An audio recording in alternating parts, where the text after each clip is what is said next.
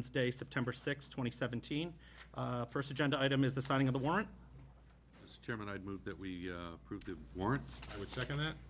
All vote in favor. That's unanimous. Next is the approval of the October 21st meeting. Move. I would second that. I also vote in favor. That's unanimous. Second are the meeting minutes of August 30th. Move, Mr. Chairman. I would second that as well. Thank you. Also vote in favor, and that's unanimous. Next is invitation to speak. Is anyone here tonight to speak on any agenda item? Not seeing anyone. The first public hearing and scheduled appointment is Richards Roadhouse regarding an automatic amusement license. Is anyone here from Richards? Okay, moving on. We'll go to the joint meeting of the Board of Assessors and the Board of Selectmen. If the assessors want to come forward to the first row where the microphones are.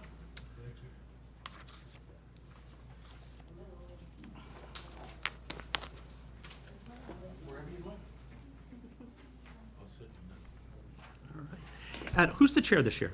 Joe? All right, Mr. Nero. First, I just wanted to say that a joint meeting was requested, I think, maybe earlier in the summer, which is good because that was also on my agenda to start meeting with other independent boards throughout my year as chair. So it worked out that you folks reached out to the board, but also that you're the first joint meeting that we're having. So thank you for coming, and I'm looking forward to the conversation this evening. Rick, is there any history that you want to give us getting here prior to turning it over to Mr. Nero and the board? And No, we've had some discussions on things, but I'll let whoever's going to speak for them. go Okay, forward. Yeah. and just going back to the initial correspondence, I understand that it's more process and protocol and things like that and interworkings within Town Hall. So do my board members have any questions or comments prior to turning it over to the Board of Assessors? I don't like to hear the presentation. Okay, first. right, it's all yours, gentlemen. Mr. Chairman, at this time, I want to thank you on behalf of the board for the meeting. We've been after you people, but we could never get together. No, and part of that was my fault. I apologize. But this problem has been going on and on and on. We just try to clear it up. Okay, So our lovely assessor administrator has put together some of the problems that I don't know if we'll resolve them tonight, but at least we'll know, or you'll know. okay. Oh, that's the mic. I thought it was my cane. So at this time, I'd like to turn it over to Jen. Okay, Jen Sklar, How you doing? welcome. All right, so I put together an outline I gave to Rick. I think he's given a copy to you, Yes. which is kind of just basically the goal for this evening, if to just try and cover these things. Okay. First, just to acknowledge that there has been a breakdown of some of the pre-existing processes, things that were happening before I came on board that seem to have stopped over time. Since letters were sent to the selectmen, we had originally sent a pretty in-depth letter, which really outlined a lot of the details, which I'm not going to really get into tonight, but just since that letter that had all of that detail, there seems to be more consistency with builders and contractors reaching out to our office for final inspections. To give you a little bit of background on that, the way that we capture new growth, which is revenue to the community, and the way that we issue supplemental tax bills as required by law for new construction is based on an occupancy permit. The date of the permit is the date that needs to be used when we prorate a tax bill, and we send it. It's a supplement to the regular quarterly tax bills that go out. So it's a one-time thing. It's kind of a catch-up bill because it's new construction.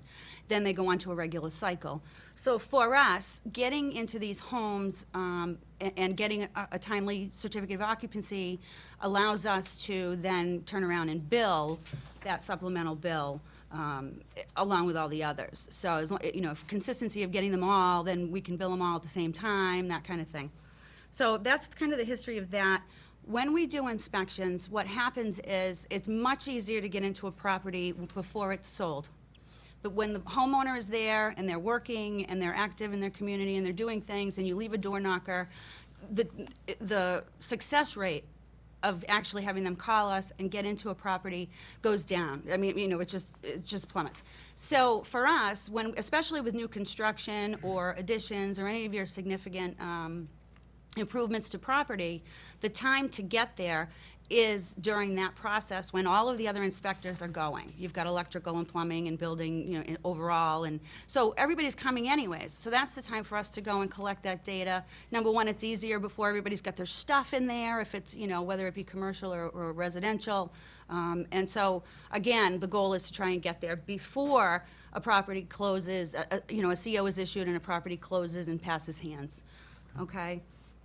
So this is basically what we've been asking for all along, was that we be included in that process, that we be notified when occupancy permits were being sought by property developers or homeowners, and we weren't getting notification, pretty simply. We reached out a bunch of times, and nobody's saying that there's a requirement for the building inspector to include us.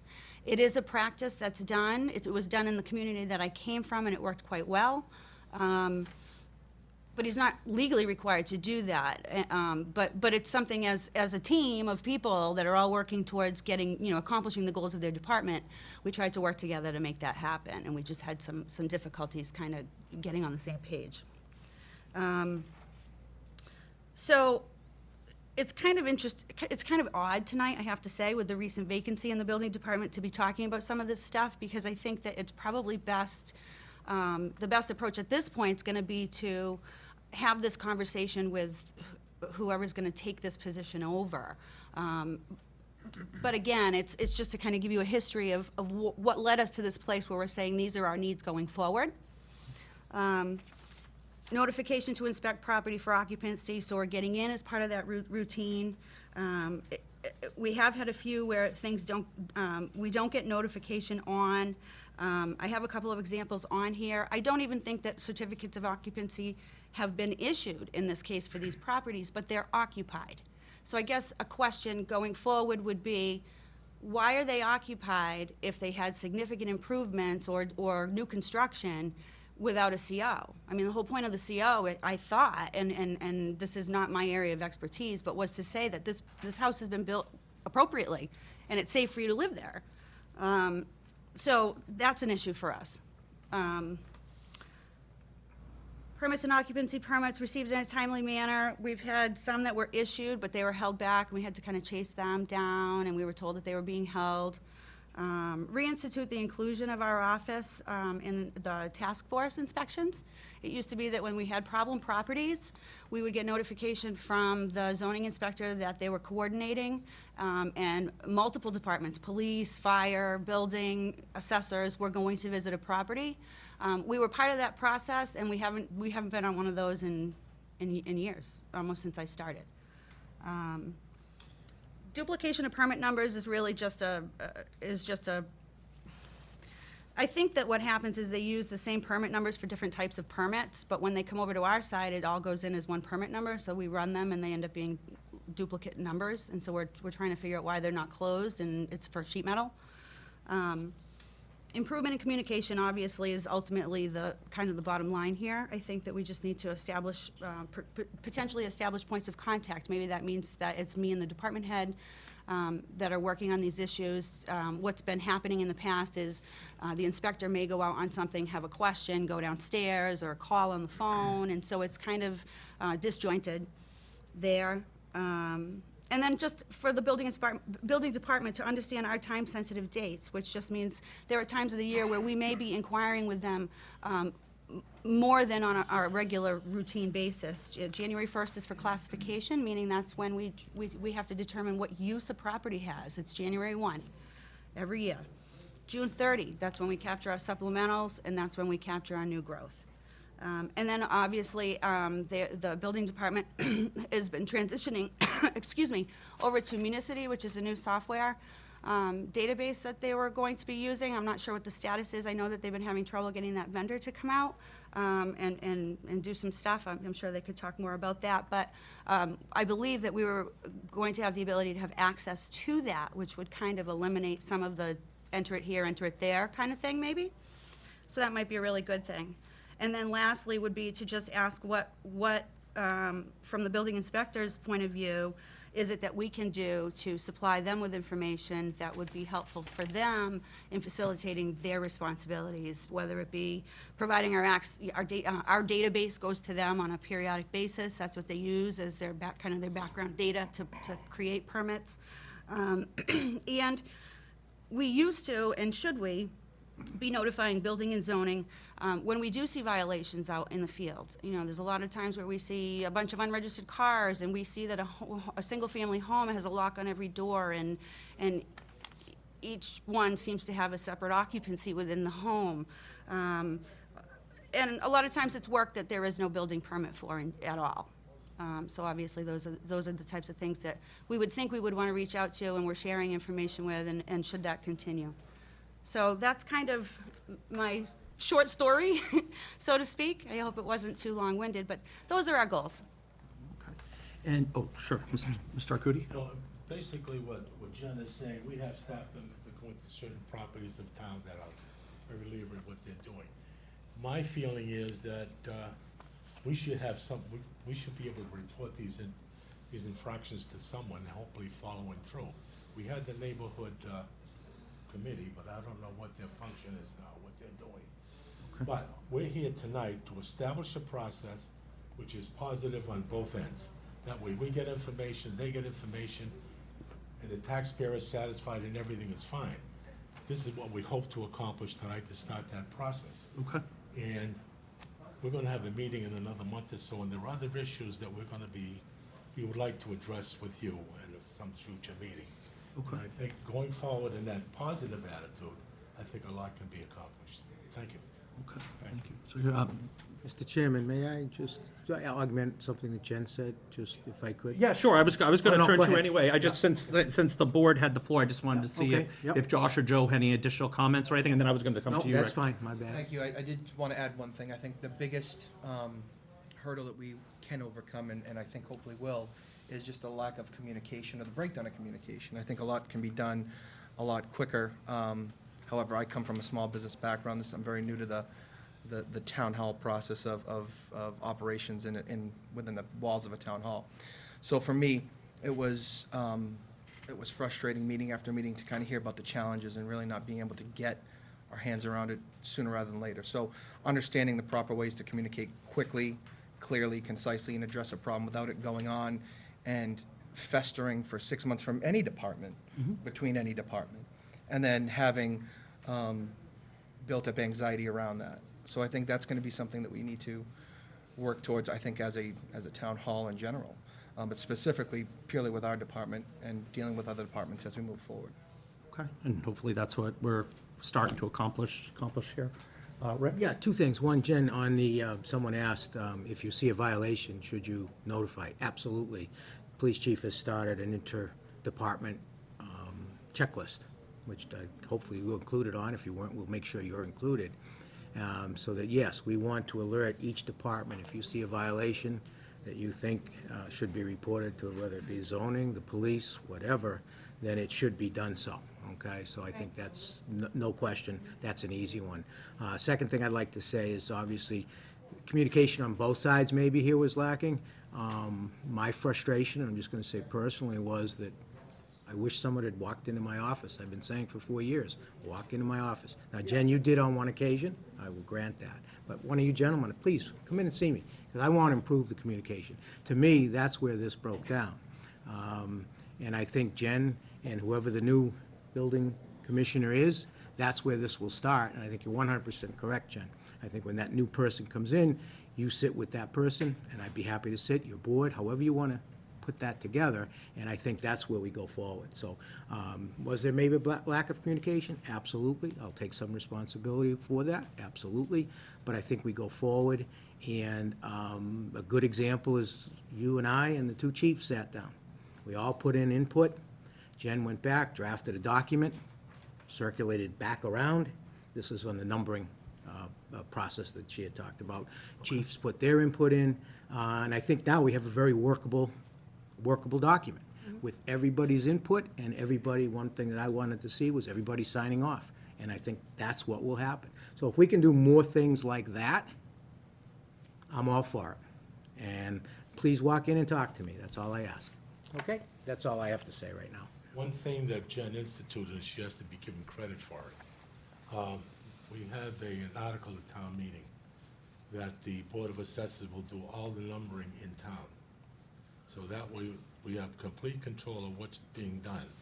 And other things is like street naming, Fairview Road and Fairview Avenue. God forbid, if there's ever a 911 call, they go to the wrong Fairview. I mean, those are the type of things we're looking at and say, you've got to straighten these things out. Thank you. Thank you. No, and Rick, and I appreciate that too, because I was hoping that, obviously there's been some communication where The some police chiefs have solutions been are all already starting to be. involved in the 911. They're very satisfied. I don't think they had any real problem prior, but I think what Jen did and what we did together now puts it in a document like this. I like that. I know this board likes that. Yes. And it makes it easier for everyone. So I do not see significant issues here that we can't overcome. And I hope everybody else feels the same way. And if that's the case, we'll be fine. Okay. I also think, before I turn it over to the board members here on this side of the table, I think this is also a good lesson for all of us in the sense that this is where, my job, I work a lot in city government. And regardless of what department it is, there's one person that's in charge. In town government, we have a lot of independent boards. That's why it was important to me that we start, and I want a follow-up meeting, Joe. Regardless of whatever things worked out, I think we have to do more of that because everyone in this building reports to a different board. It's not that the Board of Selectmen are in charge of everyone at Town Hall. You guys are equal, you're your own independently elected board with your own administrator and your own staff. Just like we have Rick, you have Jen, and it goes from there. So I think whether it's the Board of Health and go on, that there's a lot of independence here. And that's where if people aren't talking, whether at the administrator level or even at the board member level, things can break down and kind of get away from itself. And I think small issues can obviously turn into bigger issues. Bill, is there anything that you want to add at this point or questions?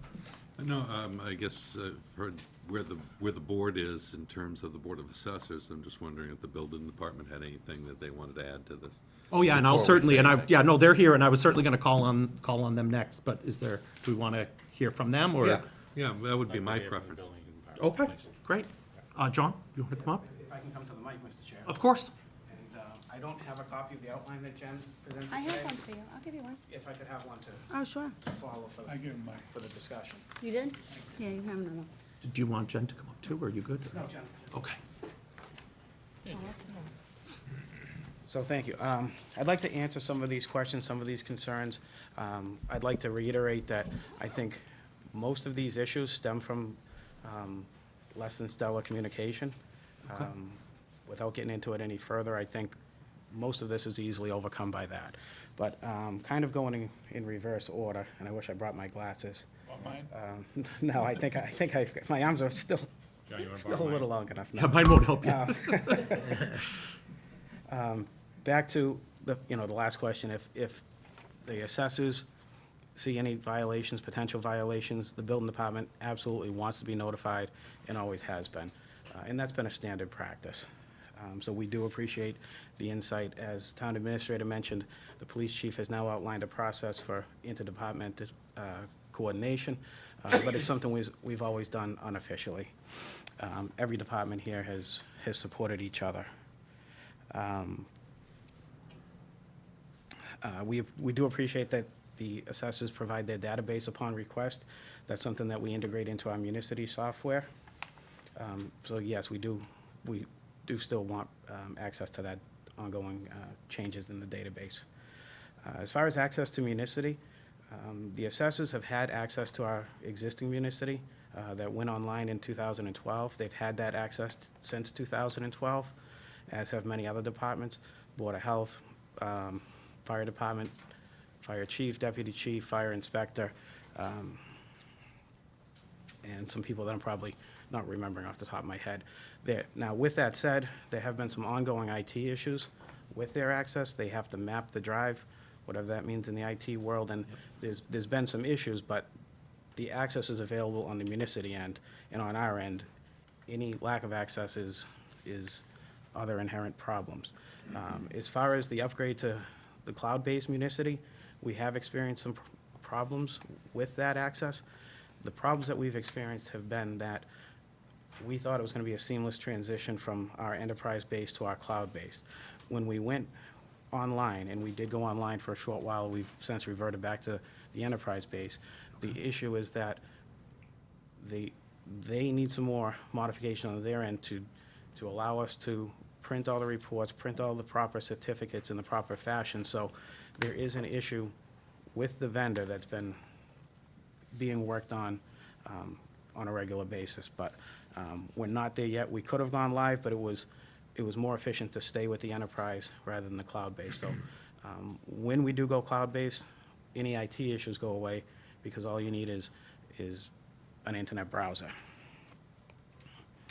I do understand their dates. I do understand, the necessity for them to get in and do their inspections at their appropriate intervals. Some of these things are fairly minor. The duplication of permit numbers. We'll have duplicate permit numbers times 4, or times 5. Gas, plumbing, electrical, sheet metal, and building in each year will all start with the current year with a dash, so 17-0001. But with that said, when we do go to the cloud-based, we're going to have prefixes on them so that it's, BLD 17 dash and gas dash, So that issue will go away shortly. We have had some problems with Municity, with our vendor, with the accuracy in the address and parcel information. That's an absolute. We've had some inconsistency, some errors that we didn't pick up on because the program defaulted to whatever parcel ID, and we didn't go to the paper copy to verify it, and the assessors has made us aware of it, and when that happens, we correct it.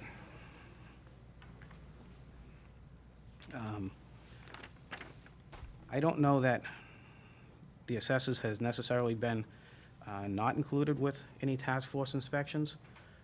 We haven't done a whole lot of focused inspections on a problem property due to a complaint or anything else.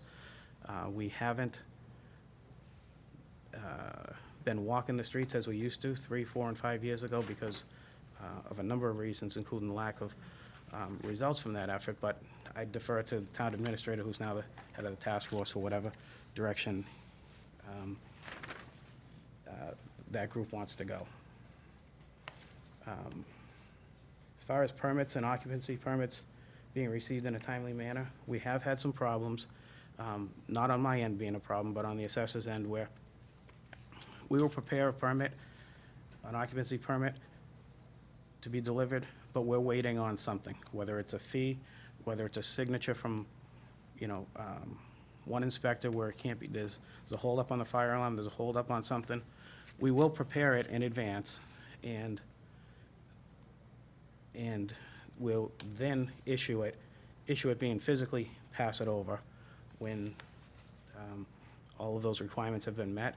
And we do that for the nature of helping our customers, our residents, where if they don't get this by a certain date, they're going to miss a closing. They miss a closing, homeowner's going to lose their financing rate or something. So we try to be very customer-friendly to do the best we can for our residents, contractors, and everything else.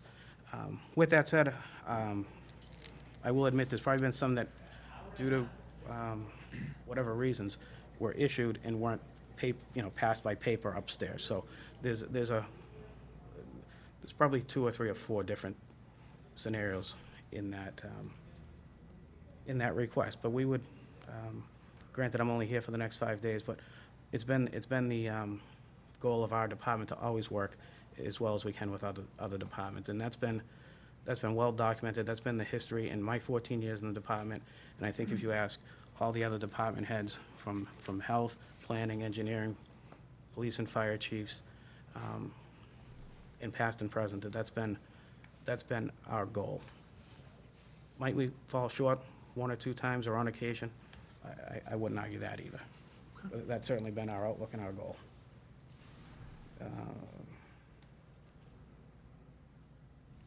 Again, we have always, this next one might be the biggest point of contention. We have always tried to notify the assessors to get in to do an inspection before we do our final inspection or issue an occupancy permit.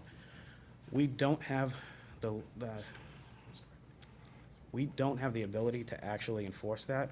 We don't have the ability to hold up an occupancy permit because the assessors didn't get in there. But we've always had a signature line as a courtesy. We've always told customers they need to get the assessors in there. That's not something we can hold them to. If they flat out don't want to get them in there, they don't have to let them in there. We can't withhold a final inspection on occupancy because of it. Now, we've always tried to do that. It seems the breakdown's been in the last year, which, again, I'd agree, it's somewhat of a communication issue. We tried to institute a policy recently that didn't work. There may be a misunderstanding between my end and the assessors administrator's end. But I don't think we need to go back in time to hash that out, but I'm certainly willing to. But I think we're all here to look towards going forward. So that's been the past practice. We've always done that. There's been some hiccups, and I go so far to say is that the administrator and myself had not discussed that at any length, and so the problem probably compounded. And that's another reason we're here. We probably could have done this, quicker, with all, the number of people being here in the schedules. I wish the town administrator and I and the assessor could have sat down to try and drive down some of these issues rather than let them linger for 2 or 3 months, whatever it's been, but that was not in my control.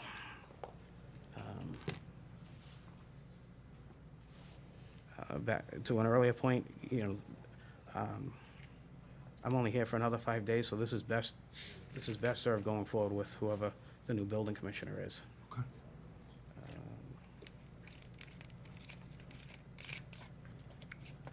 And again, as to the legal requirement, I know this is, we always want to work as well as we can with every other department, but we've always fulfilled our legal obligation, which is to notify the assessors when a substantial building permit is issued. So, John, on something you said about, not withholding a permit, an occupancy permit, because you don't have the legal authority to have the assessors sign off on it beforehand, is that, just because I have no idea, is that because you're not legislated to do so, or because you're legislated not to do so? If that makes any sense. Or is there, because there's a lack of a rule, or is it? it's because they have their own enforcement guidelines and Mass General laws that apply to them. As an analogy, and some of the stuff is not very well known, on a similar note, we can't withhold an inspection or an occupancy if there's an outstanding conservation issue. They have their own laws, policy, and adjudication processes. So if I give you a building permit and you're next to wetlands, you have to go through the conservation process, whatever that is, without compounding it. But that's not my enforcement. I can't stop you from starting until you do that. If you start, they have their own enforcement. I can't withhold your occupancy because you didn't get a final sign-off from conservation. I'm limited as to what's in the building code, which does reference specialized codes. So if there's an outstanding electrical violation, gas violation, plumbing violation, life safety, sprinkler, fire, and there's some others. You need to have, you need to have sewage disposal, but it's very finite in what the requirements are to be fulfilled for me to issue an occupancy. And even though some towns and many towns will say that you can't have this until this, they're not right if they're challenged. Well, that's where I was going to, which maybe we can talk about later. I was thinking maybe there was something that we could do, or there was some, a step that maybe is missing at that end, rather than, Yeah, Mass General I think law. it's just best served with interdepartment cooperation, coordination, communication, and, not relying on the expressly written laws to accomplish these things, but more can be accomplished by, what I just stated. Okay. All right. Thanks, John. Bill, Mike, any questions? Bill, you want to go Bill? first, or? No, go ahead, Mike. I think what's important tonight is that the most important thing to me is this is not about trying to pass blame. It's not about that at all. And I heard over and over and over, communication, communication, communication. And I think honestly, the three of us have worked very hard together since I came on board in April, is to try and tighten up things that are going on in town government. You know, try to make them better. When we have the opportunity to change things, to make them better. So I think it's important that it's not about blame. It's about, I honestly feel, as I sit here again tonight, it's about, as a selectman, I feel that I have a responsibility to make sure that the boards in town are communicating. And I heard the administrator, and I couldn't agree with him more. I think if boards are having a problem, or if there's a lack of communication, you need to let the town administrator know so that he can let us know, so that as a board of selectmen, we can work on it. Because if we don't know, the three of us can't work together to, you know, to try and fix it.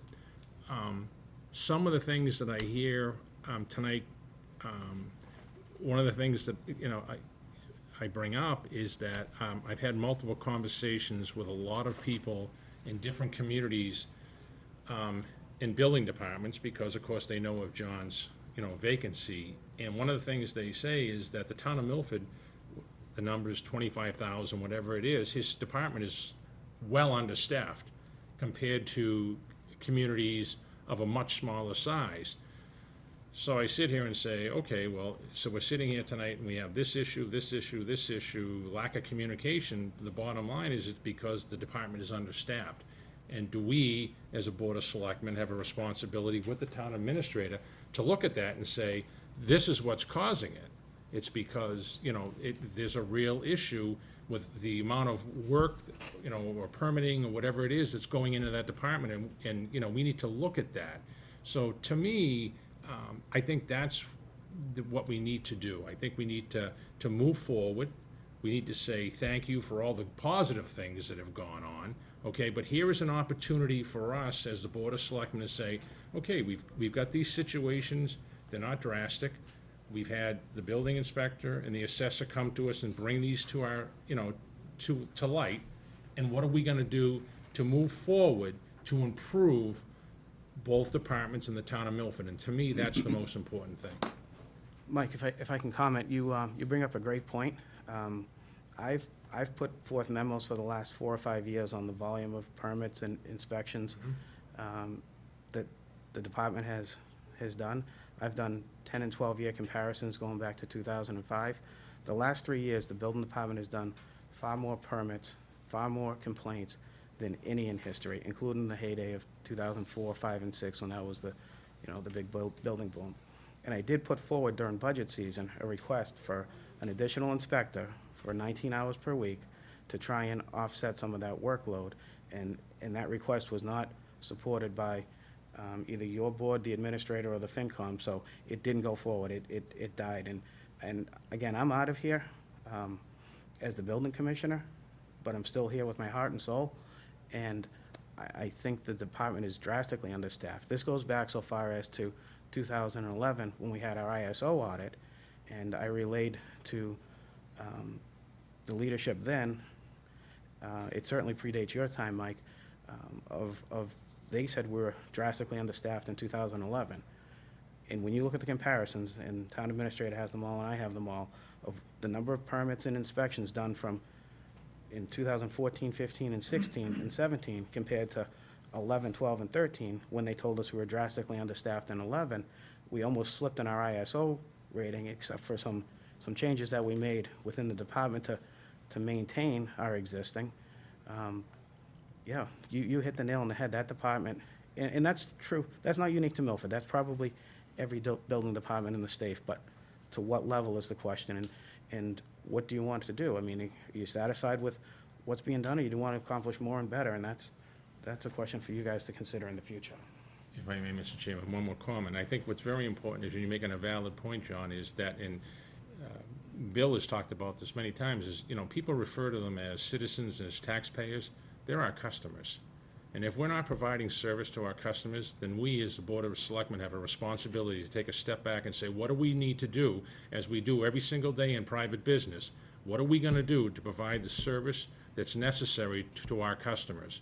And the taxpayers are our customers, and we have to make sure that we're taking not only care of them, but the businesses that are in our community and the businesses that want to come to our community.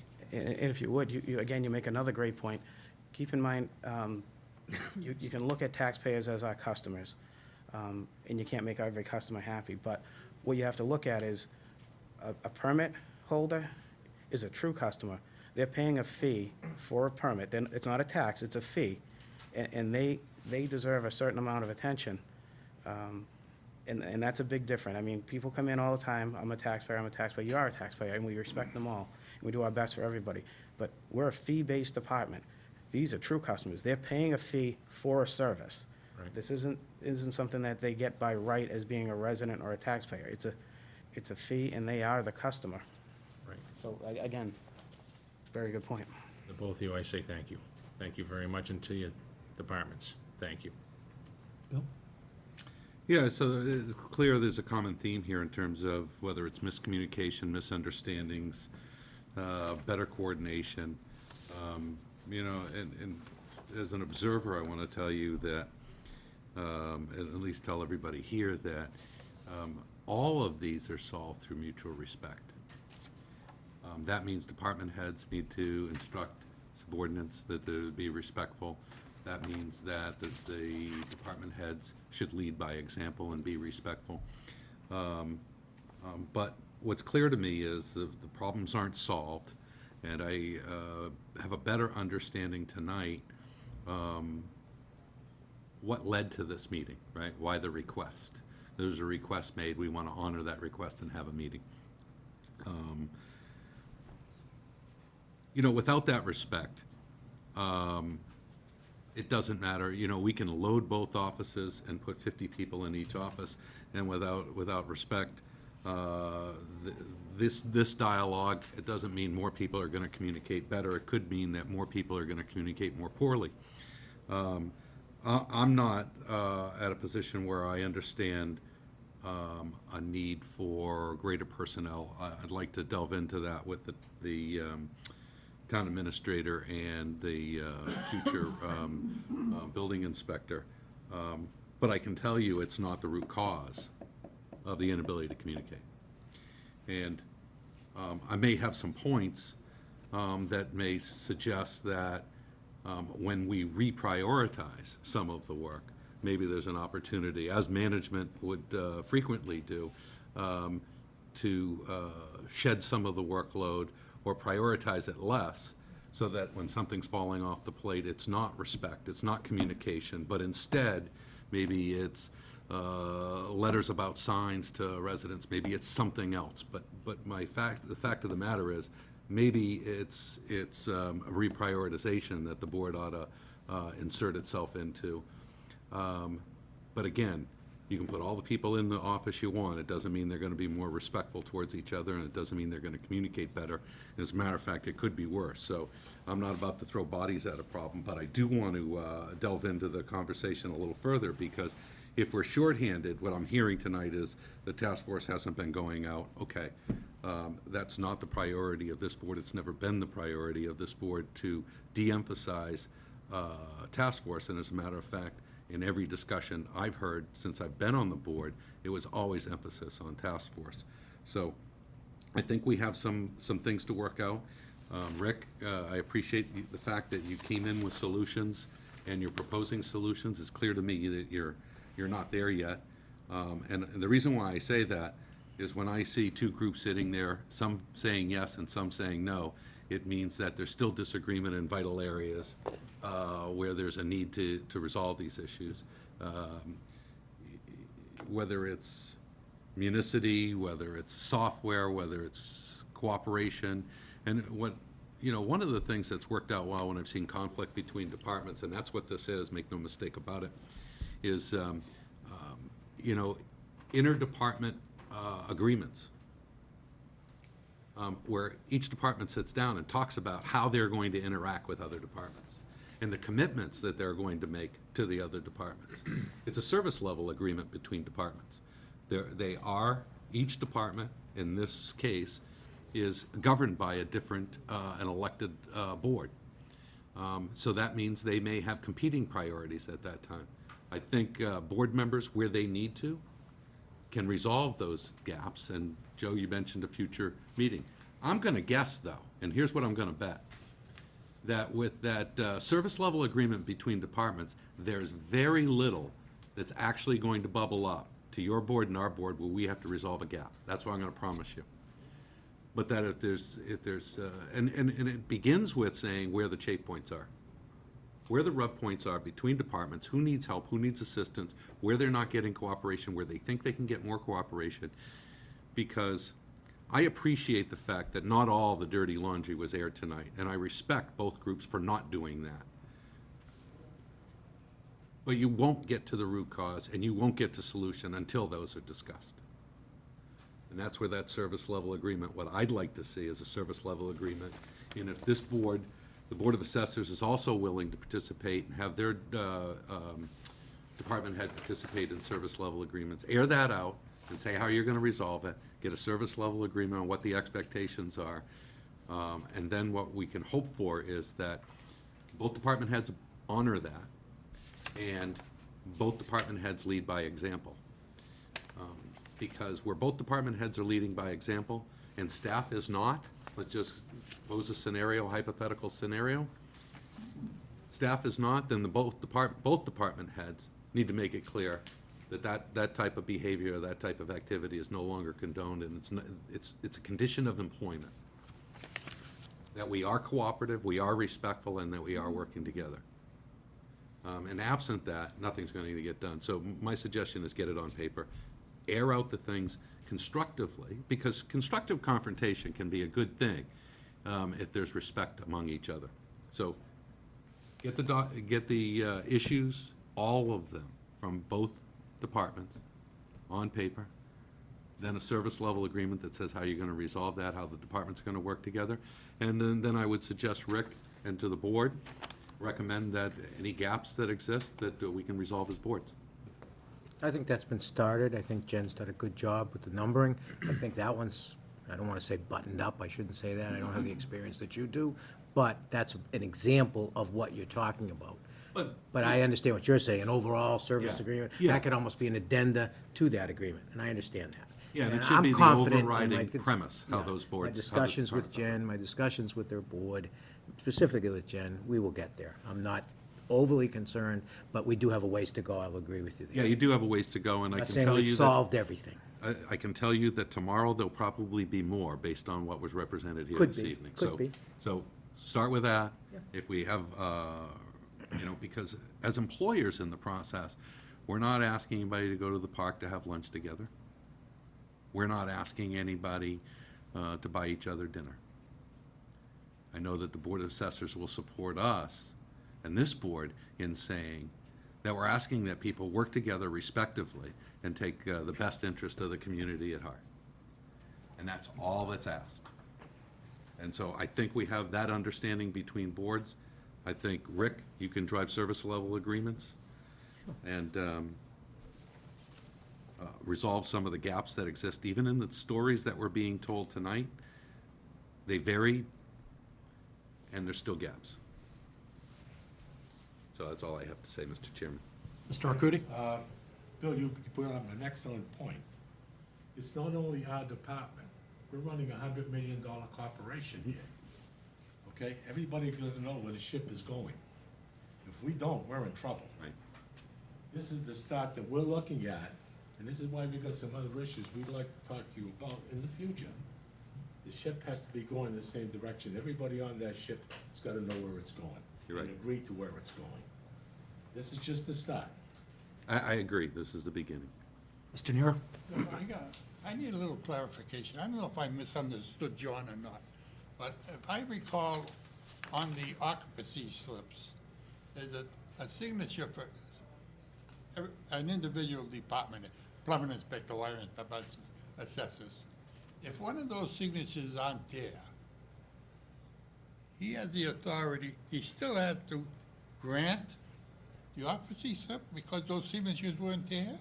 I do. And as I said earlier, that was basically a courtesy to try and get residents or contractors to get those departments out there, which should be out there, but not under any of our enforcement. So, yeah, town engineer's signature's been on there, assessor's signature has been on there. It's still on there today. It has come and gone from our actual permit card, which is the customer's copy, in the nature of trying to configure the permit card for signatures and save some space. It's always been on what we call the green card, which has been green predating me, predating Tony DeLuca. There's always been a green card, as we refer to it, which is your application for a certificate of occupancy. That signature is not required. It's again, to try and facilitate their board to fulfill their responsibilities. I mean, don't get lost on this, that we're talking about, the essence of this conversation is how the building department can help the assessors perform their duties. Forget about task force, we're talking about building code, we're talking about requirements, time limits on inspections, when all the obligations have been fulfilled, issuance of a certificate. And I just came up with another thought, which is similar but not really related. I'd like to run by your board. But that's my points on that. One of the things that may facilitate some better timeliness is that the fee schedule that's been in place, again, long predating me, is that the fee for the occupancy permit or certificate of occupancy is due at the end of the project. A lot of towns incorporate that fee into the, and I'm definitely going off on a tangent right now. It's something I thought of earlier today, and I don't want to forget this because it's something you may want to institute going forward. We can't issue the CO until we receive the fee, which is at the very end of the project. Other towns incorporate that fee for the certificate of occupancy in their building permit fees. So at the end, when you have a giant project at Waters Corp. or the water company or anywhere where, you know, the occupancy fee is thousands of dollars, corporate, and you have to wait for corporate to cut a check. This may resolve one portion of one issue, but something to consider with your next commissioner is revisiting that fee schedule so that the occupancies are paid up front, covered up front, and, you know, it's one less obstacle at the end. And I'm sorry, that just flooded my mind, and I didn't want to forget that. Mr. Nero? Getting back to my original question. He has the authority regardless of who signs off and who doesn't sign off. Now, is there a liability if one of those inspections wasn't signed off and something happened to the homeowner? Are we responsible? Because supposedly, the occupancy slip is signed off, everybody approved. So if I can answer that. Why don't we leave the questions of liability to the attorneys? I wasn't gonna, I wasn't gonna. I just wanted to make sure I was answering before anybody else did. I was answering it. You've asked a question of it that's required, or requires an attorney liabilities, and a lot of times juries decide liabilities, so they can give you their best answer, but. Looking out for the So town I can hall. answer without addressing the liability issue. And that answer is that if I were to issue an occupancy without the required signatures, I'd be remiss in my responsibilities. If the plumbing inspector didn't approve and I issued it, or the wire inspector, or the fire inspector in some circumstances, because it's not always required for their signature, but that's another path down the weeds. But yes, if it's a required signature, and sometimes fire is and sometimes it's not, then I would be remiss in my responsibilities. But I can't require signatures that I don't have the legislation to require. Okay. Well, I think also, like I said, maybe from a town standpoint, we need to at least go to Jerry Moody on that and see if there's something at the town level that we can do. And if the answer's no, the answer's no, but I think we should at least explore that. Sure. And also benchmark what other communities do, because other communities don't let the opportunity go by that assessors aren't involved in the occupancies. Okay. So we should be looking at what other communities do. And I'm not advocating for that either. As I've stated, we've been trying to keep them in the process from the time I started here till today. Right. I guess what's evident it's- here is something broke down. Something broke down, and you know what, it's hard to explain the lower level details, and I think 90%, as I started my statements, 90% of this is communication that can be resolved with the assessors administrator, the building commissioner, and the town administrator. I don't think you need to make more out of it than it is until that level has reached its fruition. That would be my personal recommendation, obviously. So, and that's all well and good. It's just that as this board, we were contacted by the Board of Assessors. I understand. And so I know you understand that, but I want the people even watching to understand that. I don't expect the Board of Assessors to go to Rick. I know you may have mentioned that. I don't expect that. They're our peers, they're our equals. If they want to contact the Board of Selectmen, I want to publicly say that, call me at home, we'll meet, we'll be here. You know, we want the administrators to talk, the staff to talk. That's the direction that we give as well as you give. I want to be very respectful of your independence, and to me, that's very important.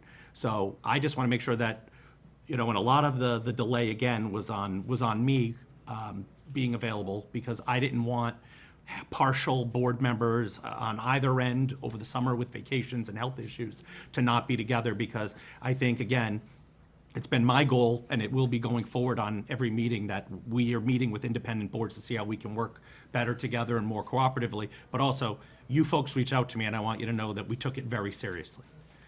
Because if nothing else, we're peers, and we're in the same building, and we have staff that both expect us to represent them, to defend them when needed, to reprimand them when needed, whatever it is to get everyone on board. And I think we got a lot more attention of folks by putting it at the board level. Good, bad, or indifferent, I think this is going to get solved a lot quicker, because it's now a priority of Rick's. I think it's a priority of Jen's based on comments from the assessors, and I think we just go from there. Thank you, Fud. Thank you. All right, so thank you very much.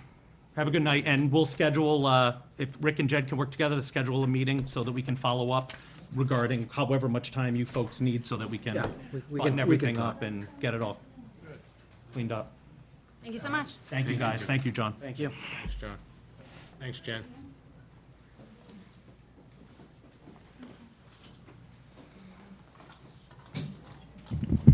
And I don't see anyone new in the audience. Bye, Mr. Nero. Take care, Joe. No, I don't. From Richards Roadhouse. This is for an automatic amusement license. Because it's a public hearing, should they be here to represent it, or should we? Yeah, he at was least- notified. He was notified. We will re-notify him. and, Okay. Reschedule. If it was for anything else, I wouldn't be willing to do that, but it's for a couple pinball No, we machines. should- So if we want to wait for them, that's fine. Yes. Okay.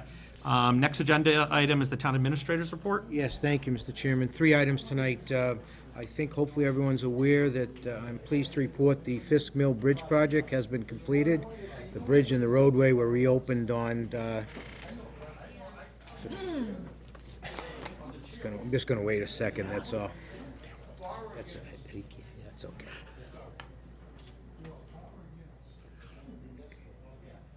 The bridge and the roadway were reopened on September 1st.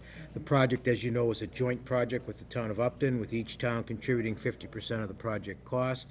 According to town engineer Mike Dean, the bridge work was completed on time and within budget. 2 other things, Mr. Chairman. I just want to remind everyone that a second public forum to discuss the potential acquisition of the water company is scheduled for Monday, September 11th at 6 p.m., and it is at the Milford High School Auditorium. Consultants retained by the town, as well as town officials, will be present to provide information and answer questions. One final item, as I reported, now the town's website is now up and running. We are developing a page to be devoted to the water company acquisition, to post documents for public for review. We're looking to begin posting documents hopefully as soon as tomorrow regarding that. So that's all I have tonight, Mr. Chairman. Great. Thank you, Rick. Any questions, Bill? Or comments for Yeah, for comment, Rick? I just thank Mike Dean for his involvement in a multi-town bridge effort. That can't be a small effort. That's a great point. We talked tonight about how we want to have people within the same building, operating in the same sheet of music and working more cooperatively and communicating better. Here's where our 2 towns worked a bridge through and did it in short order, on time and on budget. And we want to thank Mike and all the other town departments involved in that. Yes. And the forum you've raised, I'm glad you did that. The new website, we're getting compliments. So far, so good. With little There's some things. little that we- glitches here and there, but we've worked some out today regarding minutes and things like that. Yeah, good rollout, good go live. and give Andy our compliments as Yes. well. That's all I have, Mr. Chairman, regarding Town Administrator's report. Thank you, Bill. Mike? Just to echo Bill's comments, I'd like to say thank you to Mike Dean. Great example of two communities working together. And the only question I have for Rick, I think the website looks good. Who actually designed the website? And I apologize for We had asking that. a company called Virtual Towns and Schools. And so who from the town side is monitoring it? Is Andy monitoring? We're now doing everything through IT, which is, I think, that's the way it should be done. It was done a little, I don't want to say piecemeal before, but now it's a centralized effort. We'll be having a department head meeting next week. It's one of the topics we're going to discuss to promote minutes posting, agenda posting, revisions, things like that, but it will go through IT. Okay, thank you. And you had communicated before that the department heads are the ones that contributed the content for each department, right? Absolutely. Each department head reviewed, made suggestions, made changes, made additions, made alterations, yes. Good, good. Communication. It's key. Yep. All right, Rick, I didn't have anything for you. Thank you. Moving on to old business, the town administrator did get us at the request of Bill for the current building permit fees. Well, we did get it in our packet. I don't know if we want to start an in-depth conversation tonight. I'm prepared to do either, or if we want to, or if Bill, I'm sorry, Mike, if you want or need more time, I know we've all been would feel dealing with more. different things. I just want to make sure that once we dive into this, we can actually have a working conversation. Bill, I don't know if you have a preference, or, I do. You know, it would be helpful to me if everything were just, and I hate to put additional burden on the administrative staff, but I think what we need is by department on spreadsheet. All these consolidated into one sheet. That would be helpful, I would agree. So I'm not ready to move on this. Yeah, because it's, right now, we've got a collection of departments and their fees. Yeah. you want them all on a same sheet? Aggregate, You yeah. want tabs? You want? Aggregate it all on one sheet, and if we want to go to tabs after, we can do that. That's a good question, Will. You know, there were some things that strike me, and they're just observations.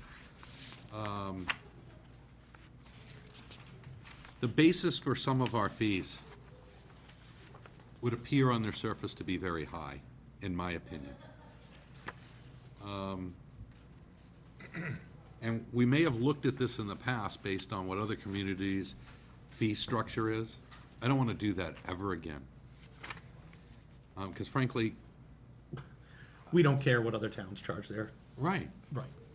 And if somebody said to me, you know what, our fee for marriage intentions is $20 less than Mendon, Upton, Uxbridge, Bellingham, I would say good. That's a good thing. We're charging, you know, and we're charging people so that they can get their marriage certificates. I'd much prefer to look at some of the cost basis, and I don't want all of the cost basis rolled into a fee because people are gonna be here anyway. It's not like we hire, right, nobody's going away if these fees are Well, the building department isn't a self-sufficient. It's Exactly. based on. Nor does it have to be, because there's a certain amount, level of service that you're not gonna charge based on some rationale, that the paper costs this, the certificate annual cost is this. You're just not gonna roll that into. That'd be difficult to do, and I agree, Yeah. yeah. Well, I think it's another example, Bill, of what we talked about earlier. Here's an opportunity for us to make a change, Yes. a positive change. That's right. So let's look at it. and- Maybe the chicken fee should be less too. I don't know. I'm just looking at things like that and saying, if they're permitted, why do we charge so much for That's chicken? actually what we will talk about. But there's a lot of fees in here that I say, if we're not making money on fees, it looks like it, and maybe there's opportunities to reduce that. Because again, people aren't leaving, so we're gonna carry the burden of that staff that's already doing that work today. So maybe you can just be a little more, maybe we can be a little more consumer conscious, resident conscious. Make it Make it sure easier to makes do sense. business. Have it, and we won't always do that when you rationalize one against another. Yep. But I think in general, some of these fees can be less. Okay. That's just an So- observation. Rick's gonna have, the office put this on a spreadsheet, get it to us so we can read it off a single sheet. Yeah. And then why don't the three of us dive into it, whether That'd be we're great. working through these sheets and marking them up, or at least seeing that anything that we'd Leaps want out at- change or jumps out at you, Right, Mike. absolutely. And then we can put that on an agenda item for the next meeting. I agree. It ought to be thoughtful, it ought to be complete, and it ought to not just target a few or here and there.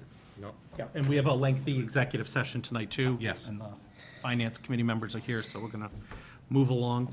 Next agenda item is the change of officers for the 99 Restaurant. We received correspondence from the ABCC, which comes under the treasurer, state treasurer's office, because of a mistake that was picked up in the letter regarding, saying there wasn't a change in officer.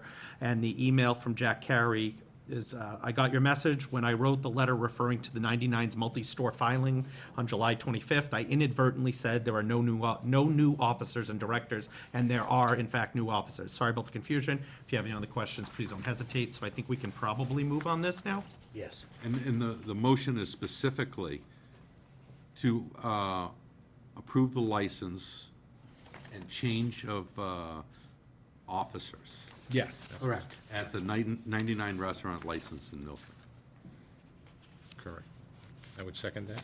All right, I'll also vote in favor. That's unanimous. Next, Yeah, that was a question the last time. is there any old business, Bill? There was one item of old business, and I had asked Rick to work with Andy, and I appreciate that they've done this. Hopefully, it'll come off smoothly. But there's if you'll indulge me for 1 minute and some 50 sure. seconds, there's something that needs to be presented on the screen. And normally I'd talk to it, but I think that the video says it all. So it's another case where Milford made the news and it wasn't positive, so I just wanted to put it out there. Rick, if you would. If you've seen it, I apologize in advance. Not everybody has seen this.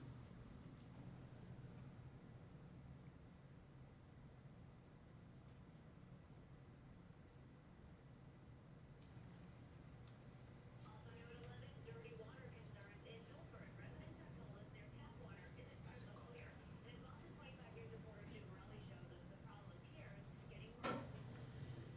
Residents tell us this problem seems to be most acute in the morning. That's when the water resembles coffee, getting lighter as the day goes on.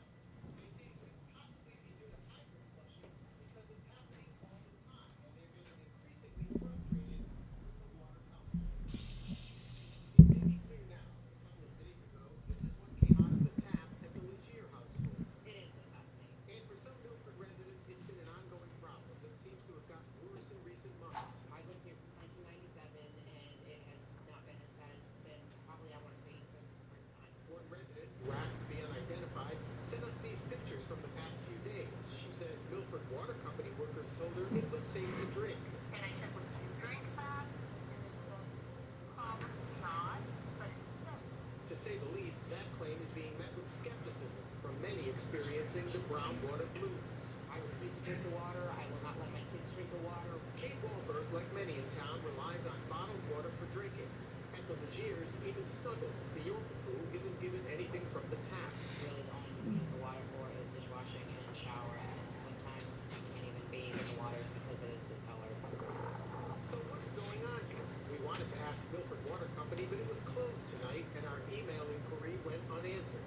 But on social media, the company is getting an earful from frustrated residents. I am not well off.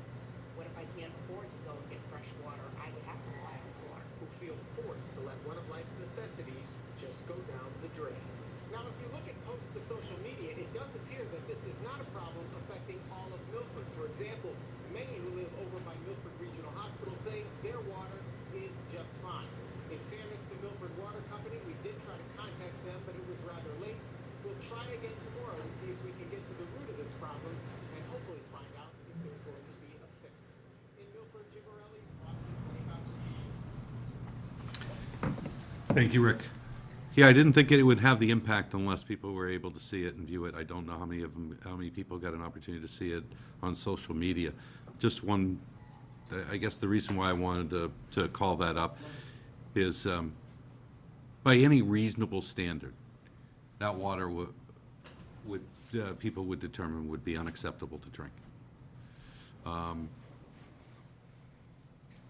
I don't know how people that are suffering through that, I personally am not today. I have had water that looked like that in the past. But for those that are chronically suffering from that, I'd like a better understanding, and maybe we could follow up with the Milford Water Company, Rick, and see how they've specifically addressed that and any other complaints. And as a function of the DEP consent order in 2009, they were asked to implement a system. In that system, it needed to have a complaint registry and corrective action solution. As the municipality,